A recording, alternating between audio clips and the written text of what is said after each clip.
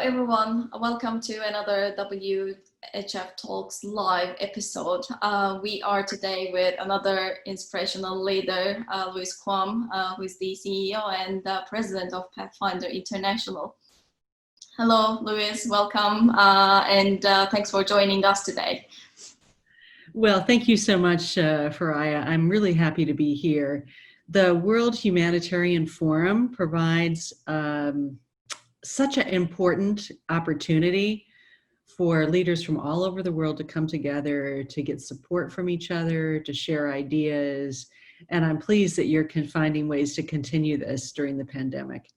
Thank you so much. It's a great pleasure to have you and Pathfinder International as one of the supporters and partners of World Humanitarian Forum. It gives us more confidence, to be honest. And I would like to start with my first question, if you are ready. Sure. And it's going to be about Pathfinder's journey. Pathfinder International has primarily contributed to the field of sexual and reproductive health rights in its 60 years of existence. It is impossible to summarize so many decades worth of experience, but can you tell us a bit more about how Pathfinder's work has changed over the years? The core objective will have remained the same, but what changes have there been to the goals and challenges facing your work? Thank you, Faraya. This work endures. And when Pathfinder started over 60 years ago, what our leaders could see at that time was that so many talented women around the world didn't have the opportunity to care for themselves, to care for their children, to have a voice in their community, because they simply didn't have any way to have any influence about the number of children that they had, how closely they were spaced, how early they had a child, or how late in life they had a child. And so the mission of Pathfinder from the beginning, and this endures today, is the belief that every person, every girl, every woman, every boy, every man should have the opportunity to reach their full potential in life, and to be able to, in doing that, fully give to their community and their country and the world, so that we can all have a better place. And that in order to do that, people need the opportunity to influence when they have children, whether they have children, how many children they have, and how close together they have them. So that's like a continuing thread through everything that Pathfinder has ever done and does today. And I expect in 65 years, there will be someone sitting in your place at the World Humanitarian Forum and in my place as CEO of Pathfinder saying the same thing, because this work is so fundamental to the life of a person and so fundamental to the well-being of the whole world. So that has endured. What has changed over the years? There are a lot of things that have changed, and a lot of them are very exciting. We have a lot more ways of offering people the opportunity to make decisions about reproductive health. We have short-acting contraceptives, we have long-acting contraceptives, we have contraceptives that work in different ways. And that expanded set of tools is really powerful because it helps people make choices that better fit them. So that's one very significant difference. A second thing that I'm very proud of is that Pathfinder's leadership now in the world is leadership that understands the communities we serve, that understands their history, their language, their culture. At the very beginning, it was Americans kind of coming in, but quite quickly Pathfinder transitioned in that way. And in the pandemic, we only had one American working abroad at the time the pandemic was declared. So we didn't have to evacuate people. Our leaders are from the countries where they work. My job is to get them the resources that they need to be able to do that work. So it's exciting. We've been able to expand. We've been able to work very deeply in communities and rural areas and expand the places that we've worked. So for example, several years ago, we expanded into West Africa, in Francophone West Africa, and we provided a deep set of services there. So in many ways, things seem the same with sort of new tools and new resources. And new awareness. I think that which has been quite beautiful about the right of every person to be who they are in the world, and we support that in all the work that we do. Amazing. Former UN Secretary General Kofi Annan has praised Pathfinder for being a remarkably successful organization. And also providing a model of working through local partners, and so always finding a way to help marginalized communities. Collaboration is one of the 5 core values of Pathfinder, I know. Can you tell us why Pathfinder has been so successful in its collaborations on a local, national, and global level? What has worked in your partnerships, and what lessons could you share with similar organizations and with us, of course? Yeah, thanks so much. I think the fundamental thing is that the work that Pathfinder does is done by and led by people from the communities that we serve. So Pathfinders working around the world understand the culture, history, and language of the people we serve because it's their culture, history, and language. We don't require people to have English. We know that this is about relating to communities and being a part of the communities that we serve. And that is fundamental. And of course, because of that, everywhere we work with religious leaders, with imams, with Christian religious leaders. We work with traditional leaders in communities. We work with informal, highly influential local leaders. They might be a group of older women. They might be a store owner or a owner of a hotel. So we work with leaders in the community in every place we work to build support for this work, and that's how this work endures. I think the other thing that I've seen that is so profound is our colleagues, because they're from those communities, they can go into the communities and they can identify natural leaders in a peer community. And whether it's a young married couple in outside, a small town outside of Zinder, Niger, who have a sort of natural leadership capability and are able to then be peer educators within their community. Or in my last big trip before the pandemic, when I was in India, in Satara, outside of Mumbai, and it was at the home of a young couple with 2 children who were peer educators in their community. That kind of peer-to-peer engagement and identifying people who are going to be effective leaders at that work is a core strength of Pathfinders. So being really rooted where we are and being a part of the communities of the people that we serve is what makes all the difference. That's amazing. One of your impact stories talks about how reproductive rights are a men's issue as well as a woman's issue, which is really an interesting point. Why is this important, and how can men best get on board with campaigning for these rights? Well, men are fathers. Men are involved at the very beginning. And so for men to be able to be fathers who care for their children, it is very important that they're part of these decisions. And as I mentioned earlier, we often work with young married couples where a man and a woman, or a husband and wife, are talking to another man and woman, a husband and wife, about their decisions. And I remember I was in Niger, and we were in a small village. There were no roads to this village. We went across the sand to get there.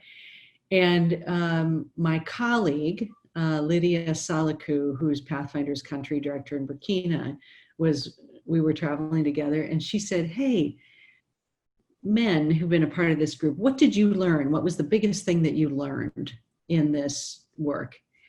And one man stood up and he said, "I've learned how to talk with my wife about things that are important."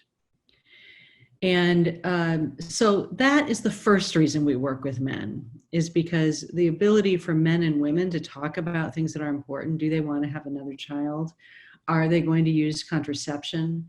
What does it mean not to use contraception, and for a woman to have pregnancies that are too close together, and if she's too young, what does that really mean for her health and her body? The other reason we work with men is men hold an awful lot of power in the world, as we have noticed. And men are often gatekeepers within a community or within a family to whether a woman can use contraception. You know, I remember sitting down with a woman in Haryana, in India, outside of Delhi, and she was talking about her decision to use contraception, and it was a decision that she had consulted very closely with her father on. So religious leaders are overwhelmingly men, traditional leaders are overwhelmingly men. We need to work with men so that there's support for this work, and that the gates are wide open to allow women to make these kind of decisions. Yeah, I totally agree with you. My next question is going to be about the pandemic that we are going through and the challenging times. Although COVID does not discriminate, women are disproportionately affected. Two very big examples of this are the reduction in resources for sexual and reproductive health services available, and also the surges in domestic violence. Despite all of this, Pathfinder hasn't stopped in its mission and is in fact working harder than ever before to keep health systems as strong as possible. How has Pathfinder kept up the work despite all the challenges that are being faced? How have you adapted to the pandemic, and what important guidelines have you put in place for protecting women? Well, courage is one of our core values. And so we expect to continue to provide services in every way we can, no matter what happens. And that's part of our history. So, recently when there was the typhoon in Mozambique, we were the first civil society organization to fly into Beira to work on continuing to provide contraceptive services. And years ago in Nigeria and the Biafran War, when lots of organizations left, we stayed. We've been in Nigeria continually for 55 years. So first of all, that's the way we view the world. It's not easy. It's never going to be easy. Unexpected things are going to happen. And our job is to be creative, innovative, and courageous to keep providing services. The second piece is by being from the communities themselves, rather than being outsiders who have come in and then need to be evacuated out. We are able to see opportunities to provide services. And we work very closely with ministries of health and other governmental entities to provide services with them. So to be a key advisor on how can we provide services safely in the epidemic. And we do that all with a recognition that these services are really needed. In fact, they're often needed more in an epidemic. It's jarring to see the supply chains of contraceptives broken. It's jarring to hear the statistics that the UN General Secretary put forward on domestic violence. And we know all that's true because we see it in our day-to-day work. So what do? We work with the government to provide the most effective response possible.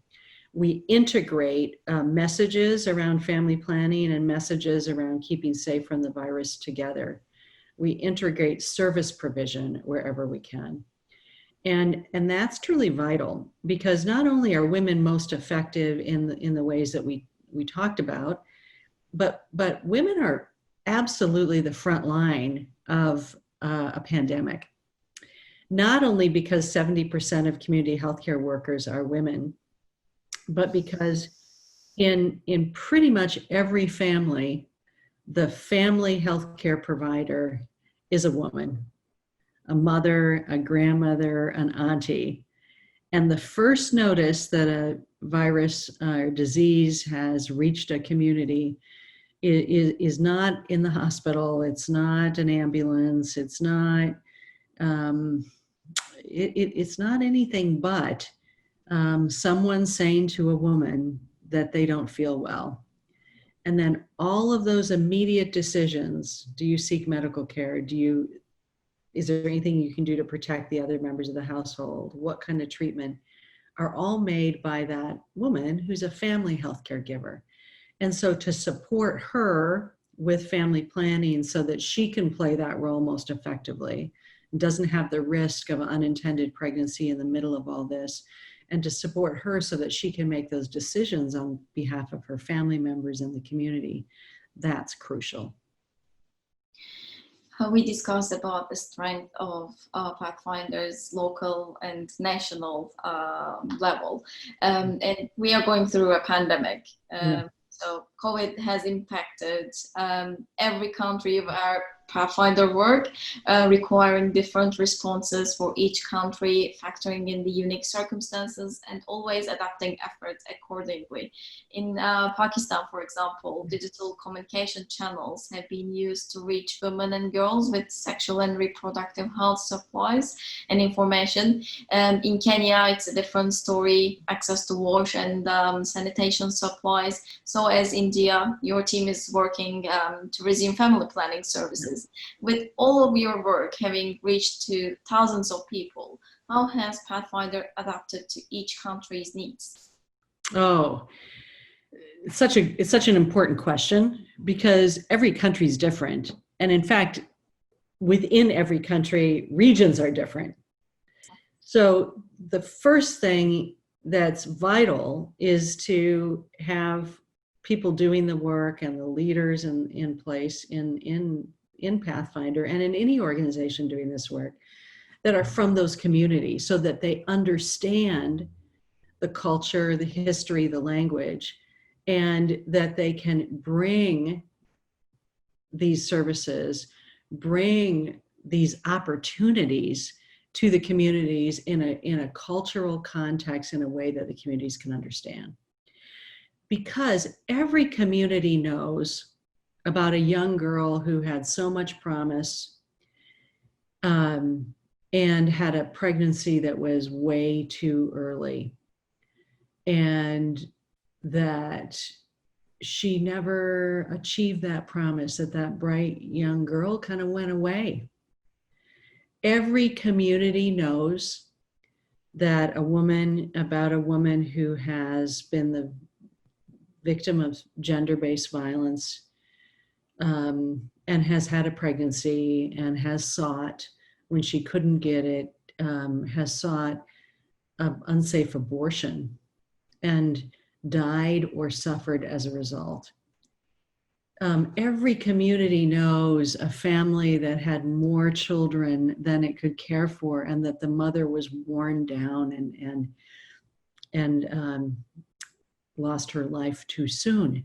So people see the challenges, and every community, in the heart of every community, there is a young person who says, I want to get an education. I want to have opportunities. I remember sitting with this young couple, and they said, in India, we're having 2 children because we want to have opportunities and we want our children to have opportunities. or sitting with another young couple who said, because our crops aren't growing the same way, because it's not raining in the same way, all the changes due to climate change, we have decided to only have 2 children, though we're from big families, because we think that's all that we can support. So, and so the work needs to be done locally. It needs to be done in a way that taps into what a community already sees and knows, and offers new tools, new ways of working, and then works with the local public hospital, the local Ministry of Health, and others to be able to put that into place. And as you said, that's really different in Pakistan, to Kenya, to Burkina Faso, to Ethiopia, to Bangladesh. So it has to be, the work has to be different. And also another question I would have is about a program that you launched.